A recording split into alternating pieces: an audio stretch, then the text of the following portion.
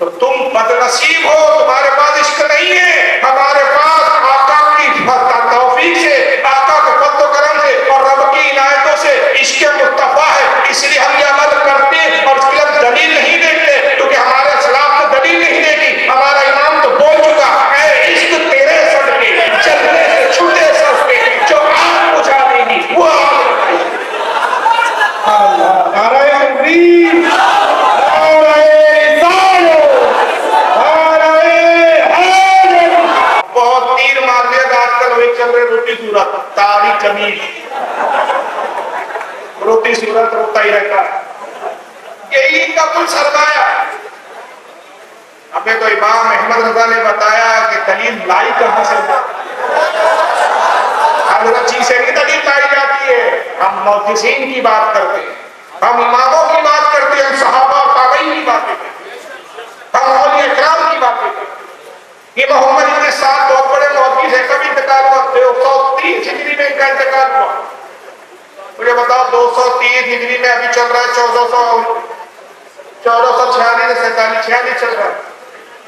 اب ان کا انتقال ہو رہا ہے 230 ہجری میں، یہاں سے تقریباً 1200 ساڑھے 1200 سال پہلے کے محدث، 1250 سال پہلے کا یہ بریلی تھے.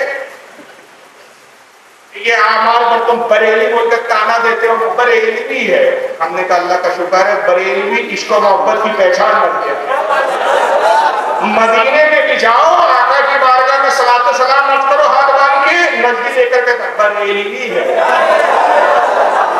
ارے بھائی سلام میں نے پڑھا، تعظیم میں نے کی، بریلی کیوں؟ تو اعلیٰ حضرت نے نبی سے ایسی عشق کا اظہار کیا کہ اب جو بھی عاشق ہے اللہ تعالیٰ نے یہ انعام دیا کہ اس کی نسبت اعلیٰ حضرت کے شہر سے کر دی جاتی ہے. اعلیٰ حضرت سے بریلی. اور ہم اس پر خوش ہوتے ہیں، ہاں بریلی کو تو ہم نے کیا پڑھا. میرے مسلک کے تحفظ کی ضمانت نہیں دے رہا، اس لیے میں نام احمد رضا دیتا. تو بہرحال یہ محمد ابن سعد محدث ہے، ان کی کتاب ہے صحابہ کے حالات پر، بڑی عظیم کتاب ہے الطبقات الکبریٰ. یہ کئی جلدوں میں آتی ہے، تقریباً 8 یا 9 جلدوں میں، اور اس کی جلد نمبر 1 ہے، صفحہ نمبر 218. حضرت امام محمد ابن سعد کیا نقل کرتے آئیے، کہتے ہیں عن ابراہیم بن عبد الرحمن ابن عبد القادر رضی اللہ تعالیٰ عنہ. کہتے ہیں حضرت ابراہیم بن عبد الرحمن بن عبد القاری وہ روایت کرتے ہیں اور وہ بیان کرتے ہیں، تابعی یہ کہتے ہیں انہو نظر الی ابن عمر رضی اللہ تعالیٰ عنہ ودعا یدہ علی مقدم نبی صلی اللہ علیہ وسلم من المنبر ثم وضعها علی وجہہ. کہتے ہیں کہ میں نے عبداللہ ابن عمر کو دیکھا جو صحابی رسول ہے، فاروق اعظم کے بیٹے ہیں، نبی کے جلیل القدر صحابہ میں ہیں. کہتے ہیں کہ میں نے عبداللہ ابن عمر کو دیکھا کہ جب بھی وہ سفر پر نکلتے معمول یہ تھا کہ رسول کی مسجد پر آتے اور حضور کی زیارت کرتے، صلاۃ و سلام عرض کرتے، اور اس کے بعد حضور کے منبر پر آتے اور منبر پر ہاتھ پھیرتے اور پھر اس کو اپنے بدن پر ملتے، اپنے چہرے پر ملتے. کیوں کہ یہ منبر وہ ہے کہ جس پہ میرے آقا جلوہ گر ہوتے تھے. اس منبر کو نبی سے نسبت حاصل ہو گئی ہے، لہذا یہ منبر چوما بھی جائے گا اور اس سے مس کر کے اپنے بدن پہ لگایا جائے گا. کیا کہیں گے بھائی صحابی رسول کو منبر تو چھوا. تو بریلیوں کو سنیوں کو قبر کھجوا بلنا آسان ہے، ثابت کرنے کے لیے تمہاری ابا نانا دادا سب جاتا ہے، ثابت تو کچھ کرتے ہیں لیکن بکواس آپ کرتے ہیں. اور اس حدیث کو حضرت امام قاضی ایاز نے بھی لکھا جو میں نے حضرت عبداللہ بن عمر والی بیان کی. 544 ہجری میں ان کا انتقال ہوا. امام قاضی ایاز بہت عظیم محدث ہے، ان کی کتاب جو بارگاہ رسول میں مقبول ہے اس کا نام ہے الشفا، جلد نمبر 257 پر اس کو لکھا. امام ابن حبان جن کا وصال 354 ہجری میں ہوا، انہوں نے بھی اپنی کتاب کتاب الثقات جلد نمبر 4 صفحہ 11 پر اس کو لکھا. اگر میں اس طرح کے واقعہ سناؤں تو میں نے عرض کیا کہ رات چھوٹی پڑ جائے گی. بس 2-4 باتیں کہ امام مالک کو دیکھ لیا، صحابہ کے بعد کا دور دیکھ رہے ہیں. امام مالک مسلک کے امام، 4 جو مسالک مشہور و معروف ہے جن کی پیروی اتباع کی جاتی ہے، ان میں سے ایک مسلک کے امام امام مالک رحمۃ اللہ. مالک بن انس پورا نام ہے. مدینے میں مقیم تھے، مدینے میں رہتے تھے، مدینے میں انتقال ہوا، جنت البقیع شریف میں مزار ہے۔ امام غزالی رحمۃ اللہ علیہ کے بارے میں لکھتے ہیں احیاء العلوم جلد نمبر 1 صفحہ نمبر 105، اور حافظ ابن الاسیر نے اپنی کتاب جامع الاصول جلد نمبر 1 صفحہ 121 پر، اور شاہ عبدالعزیز محدث دہلوی نے، جن کو دیوبندی بہت زیادہ مانتے ہیں کیونکہ اسماعیل دہلوی کے چچا ہے، مگر سنی صحیح عقیدہ سے اپنے وقت کے مجدد تھی، شاہ عبدالعزیز محدث دہلوی نے اپنی کتاب کتاب المحدثین صفحہ 22 پر اس روایت کو لکھا کہ امام مالک رحمۃ اللہ علیہ کا یہ عالم تھا، ایسے عاشق رسول تھے کہ مدینے میں کبھی جوتی پہن کر آپ نہیں چلتے تھے، سواری پر کبھی سوار نہیں ہوتے، نہ گھوڑے کی سواری کرتے نہ اونٹ کی سواری کرتے، برہنہ پیر ننگے پیر چلتے۔ لوگوں نے کہا امام مالک آپ کو درد نہیں ہوتا، یہ پتھر چبھتے ہیں مدینے کی سرزمین کے، آپ کو شدید تکلیف نہیں ہوتی، آپ نالے کیوں نہیں پہنتے، جوتیاں کیوں نہیں پہنتے؟ فرماتے مجھے حیا آتی ہے کہ اس زمین کو میں جوتیوں سے رولوں جس پر میرے آقا کے قدم رکھے۔ کیا رسول اللہ کی کوئی حدیث تھی امام مالک کے پاس کہ دیکھو مدینے میں جوتی پہن کے نہیں چلنا، چپل پہن کے نہیں چلنا؟ یہ نجی کا تو یہ حال ہے، بھی ویڈیو آ رہی ہے کہ رسول کی مسجد تک تالے لے جا رہے ہیں حالات ہوتے۔ بتائیے امام مالک کا عشق دیکھیں، مدینہ منورہ میں کبھی پاخانہ نہیں کرتے تھے، جب حاجت ہوتی مدینے سے باہر جاتے، باہر جا کے حاجت کرتے، اور جیسی حاجت سے فارغ ہوتے تیزی کے ساتھ مدینے کے اندر بھاگ کے داخل ہوتے، جاتے تو بڑے آہستگی کے ساتھ جاتے، لیکن جب واپس آتے تو تیزی سے بھاگتے ہوئے آتے۔ لوگوں نے کہا امام مالک یہ کیا بات ہے، آپ پاخانے کے لیے اتنی دور مدینے سے باہر سڑک سے باہر نکل جاتے ہیں، پھر واپس آتے تو تیزی سے دوڑتے ہوئے آتے؟ فرمایا مجھے شرم و حیا آتی ہے کہ جس شہر میں آقا کے قدم رنجا ہو، جس شہر میں آقا چلے پھرے ہو، میں اس شہر میں غلاظت کروں، اس لیے میں اس کے لیے باہر جاتا ہوں، اور واپس یہ جلدی آتا ہوں کہ مجھے اندیشہ ہوتا ہے کہ کہیں ایسا نہ ہو کہ اتنی دیر میں میری موت آ جائے اور میں مدینے کے باہر نہ ہوں۔ میں اللہ سے ہمیشہ یہی دعا کرتا ہوں کہ مولا مجھے موت مدینے میں آقا کے شہر میں ہو۔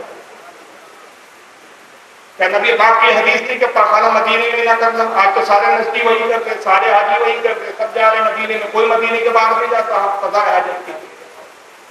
کوئی روایت موجود نہیں، مگر امام مالک کا یہ عمل کیوں ہے؟ یہ ان کا عشق و محبت تھا، اور اظہار عشق کے لیے وہ دلیل کے محتاج نہیں تھے، کہ ان کے ایمان کے تقاضے تھے کہ وہ عشق کے اظہار کے لیے سب پر گزرتے، اور یہی نہیں پرانے کھنڈروں کو چومتے تھے، مدینے کے پرانے کھنڈوں کی اینٹوں کو بوسے دیتے، دیواریں ٹوٹی ہوئی دیواروں کو بوسا دیتے۔ لوگوں نے کہا کہ عجیب دیوان دیا، اتنے بڑے وقت کے امام ہیں، اتنے بڑے محدث ہیں، ہزاروں لاکھوں حدیثیں یاد ہیں، حدیثیں بیان کرتے ہیں، آپ فقہ بیان کرتے ہیں، مسائل بیان کرتے ہیں، اتنے بڑے عالم فاضل ہو کر یہ کیا پاگل پن دیوان دیے، کیا جنون ہے، دیواروں کھنڈوں کو چومتے؟ کہا خاموش، تم کیا جانو میں کیوں چومتا ہوں؟ یہ وہ پرانی بستیاں جو آقا کے زمانے میں آباد تھی، میں اس نیت سے ان اینٹوں کو دیواروں کو چومتا ہوں کہ ہو سکتا ہے کاش میرے لب ٹھیک وہیں تک جائے جہاں شاید میرے آقا کا دست مبارک لگا ہو، اور میرے لب بھی اسی جگہ لگا ہو جہاں میرے آقا کا بدن اطہر مس ہوا ہو۔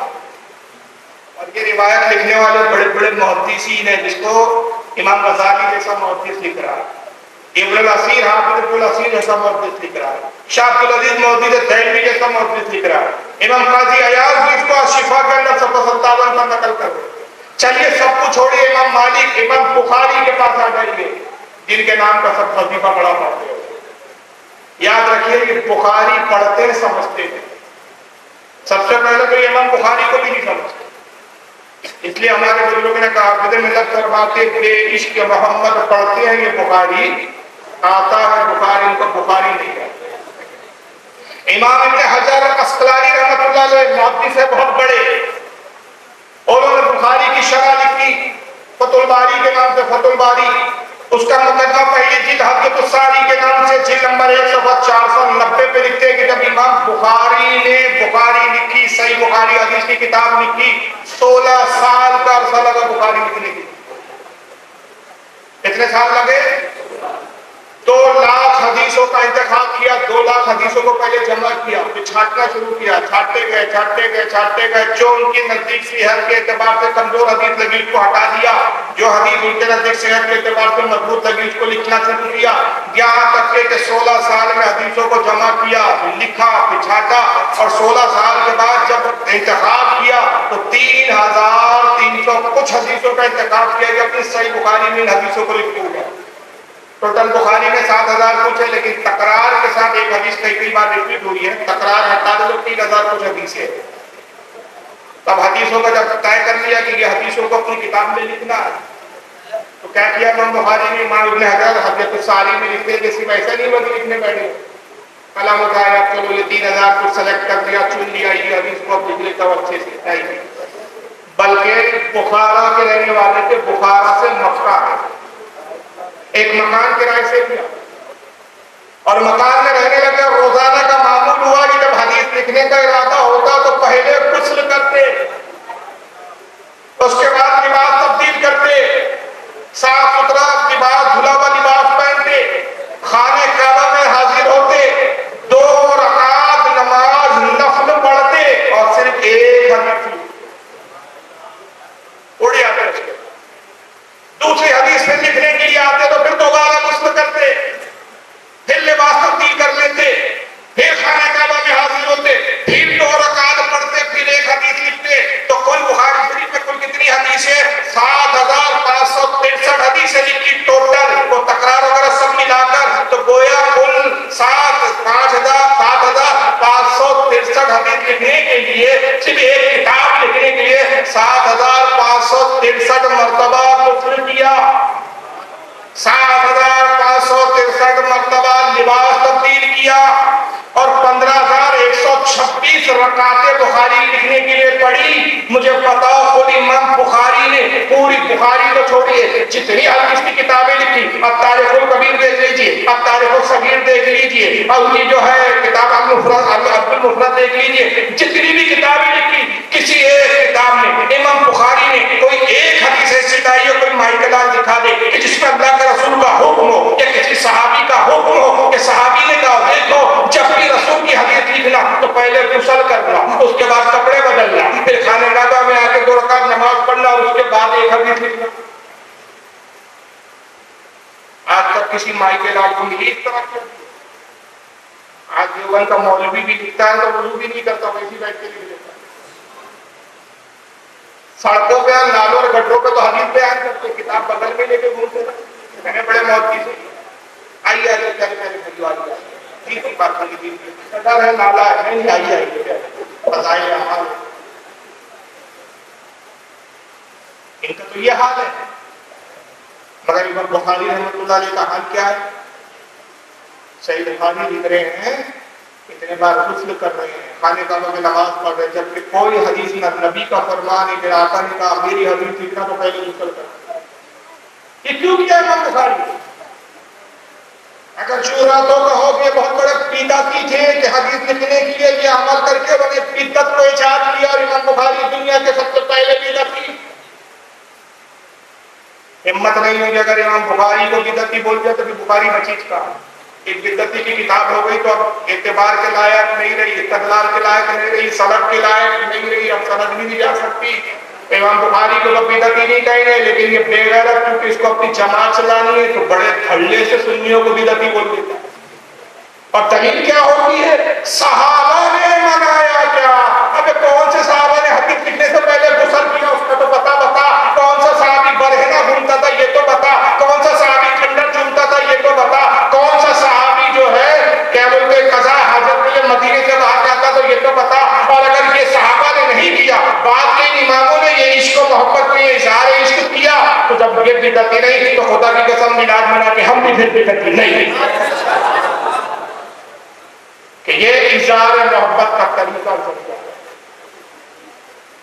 لیکن کیا کہا جائے کہ ان کے پاس جھوٹے پیٹے وہی اعتراض ہے، وہی باتیں ہیں۔ چنانچہ کس طرح کی شبہات اور وہ ہے، سب سے پہلے آپ ڈاکٹر ذاکر نائک کو